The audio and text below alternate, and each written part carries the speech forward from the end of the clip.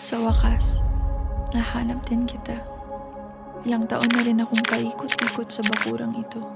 Nabaligtad ko na ang lahat ng mga bato.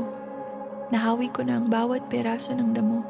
Nalugog ko na ang langit at lupa para sa nawawalang kaperaso ng aking dibdib. Ang buto nakukumpleto sa balangkas ng imahe ng pag-ibig.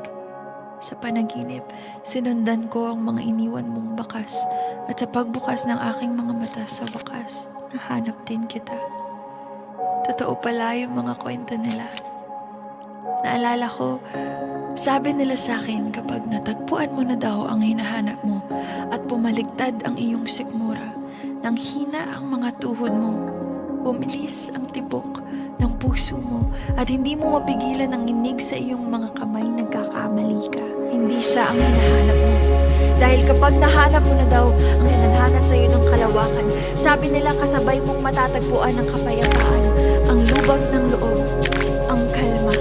Na parang bago pa magtagpo ang ating mga katawan, matagal na itong pinlano ng ating mga kaluluwa na minsan hindi tayo magkasya sa isang dibdib, kaya't pinaghiwalay tayo ng may likha para balang araw kapag naikot ko na ng sapat na beses ang mga pader sa pagitan nating dalawa, ang mga ito ay tutumba.